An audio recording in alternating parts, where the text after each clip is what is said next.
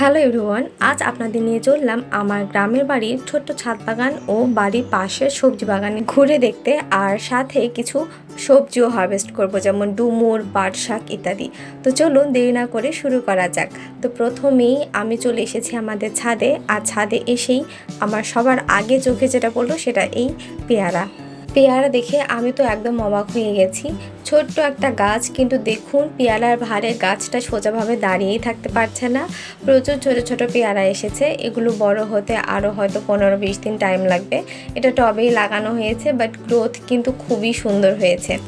আর পেয়ারা গাছের এই পাশেই দেখতে পাচ্ছেন নয়নতারার একটা গাছ, একাই চারা উঠে একা একদম বড় হয়ে উঠেছে।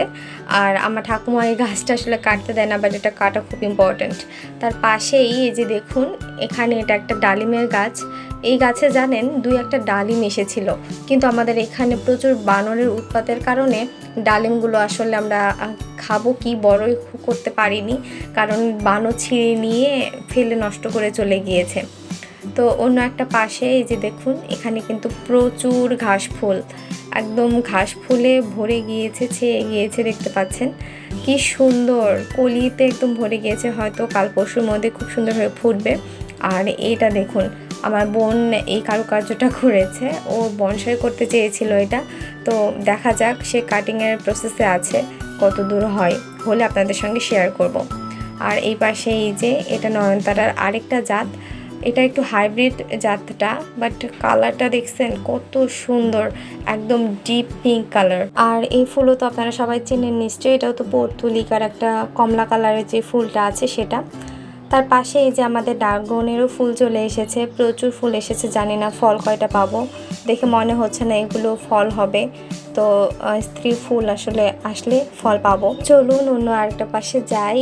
ছাদের এই পাশটাতে আমরা কয়েকটা শশার গাছ লাগিয়েছি, তার মধ্যে এই যে একটা শশা খাওয়ার উপযোগী হয়েছে, একটু বড় হয়েছে, আর 2 দিন পর নিশ্চয়ই পেরে খাওয়া যাবে। আর উপরে কয়েকটা জালি হয়েছে, আপনারা জানি না দেখতে পাচ্ছেন কিনা, এই যে 2টা জালি হয়েছে। তো গাছটা আসলে খুব একটা গ্রোথ ভালো হয় নাই, তো এটা একটু কাজ করতে হবে। আর এখানে আমি অপরাজিতার বীজ লাগিয়েছি, আর এখানে যেগুলো পুঁই শাকের গাছ আমি আমাদের নিচে বাগান থেকে তুলে এখানে লাগিয়েছি। তো গ্রোথ আপাতত ভালোই আছে, দেখা যাক বড় হলে ছাদ থেকে পেরে পেরে নিয়ে যেয়ে রান্না করে খাওয়া যাবে। আর এটা আমাদের ছাদের আরেকটা পেয়ারা গাছ, এখানেও 4-5টার মতো পেয়ারা এসেছে, কিন্তু গাছের গ্রোথ অতটা ভালো না, ওখানেও কিছু জৈব সার দেওয়ার প্রয়োজন আছে। আর এটা তো মাধবীলতা, আপনারা জানেন এটা সম্ভবত হাইব্রিড জাত, যার কারণে গাছটা খুব বেশি গ্রোথ হচ্ছে না, বাট ফুল খুব দিচ্ছে, এত সুন্দর ফুল দিচ্ছে, আপনারা নিশ্চয়ই দেখে বুঝতে পারছেন। তো ছাদে আসলে আসলে মনটা এত ভরে যায়। আর এটা তো স্নেক প্ল্যান্ট, আপনারা জানেনই, এটার আসলে ছোট পাতা যেটা সেটা, এটার অন্য কোনো নাম আছে কিনা আমি জানি না। আর এটা তো স্নেক প্ল্যান্ট, লম্বাটা আপনারা চেনেন সবাই।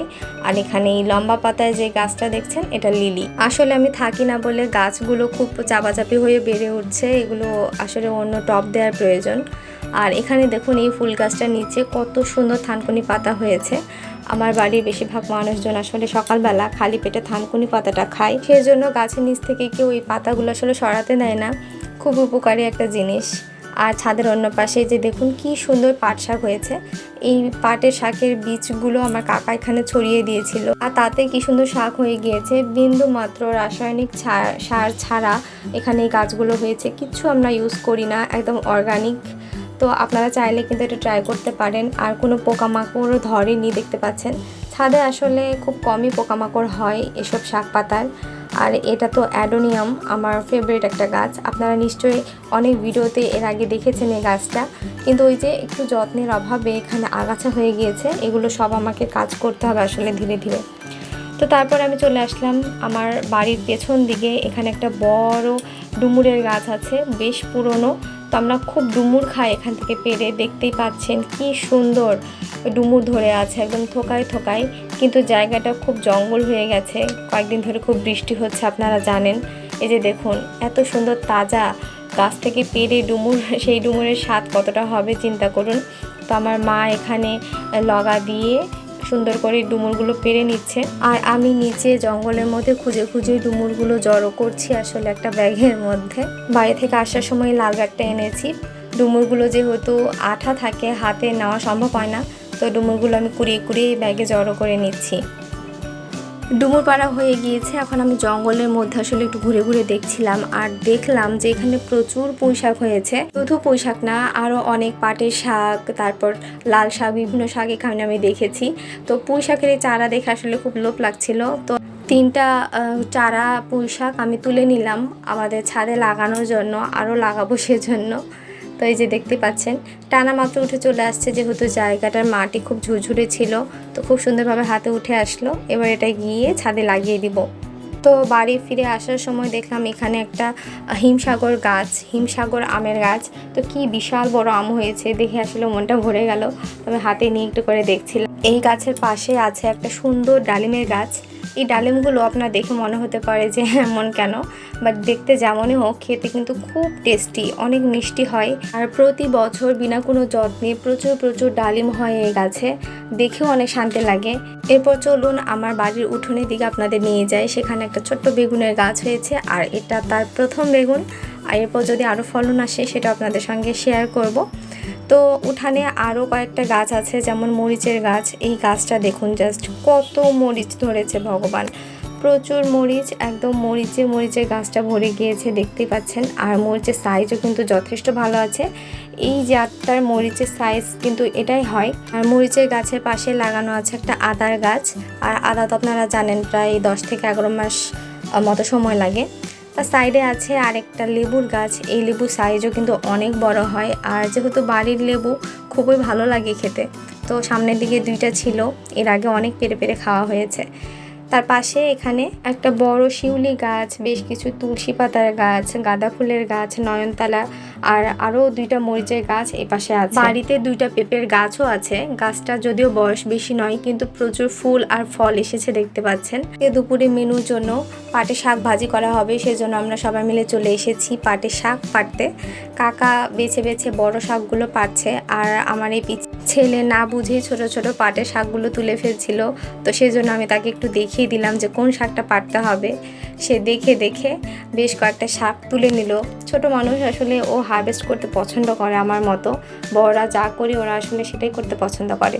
তো পাটের শাকের নিয়মই হলো বড় পাতাগুলো তুলে নিতে হবে, আর ছোট পাতাগুলোকে আসলে জায়গা দিতে হবে বড় হওয়ার জন্য।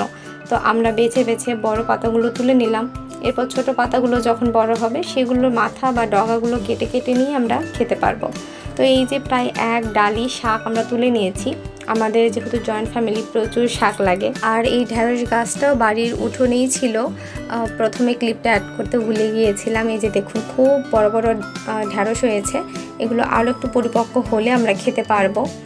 তো বেশ কয়েকটা এখানে গাছ আছে, 8 থেকে 10টা গাছ আছে, আর গাছ ভর্তি হয়ে একদম ঢ্যাঁড়স হয়েছে। আর এই যে কর্নারে দেখুন, এটা একটা বিশাল বড় মানি প্ল্যান্টের গাছ। দেখুন শুধু পাতাটা কি বড়, আমি হাত দিয়ে দেখাচ্ছি, আমার হাতের থেকেও বড়, বিশাল বড় বড় পাতা। তো আজকে এ পর্যন্তই। সবাই ভিডিওটা কেমন লাগলো কমেন্ট করে কিন্তু জানাতে ভুলবেন না। আর সবাই ভালো থাকবেন, সুস্থ থাকবেন। দেখা হবে পরবর্তী আরও একটা নতুন ভিডিওতে। ধন্যবাদ সবাইকে এতক্ষণ সাথে থাকার জন্য।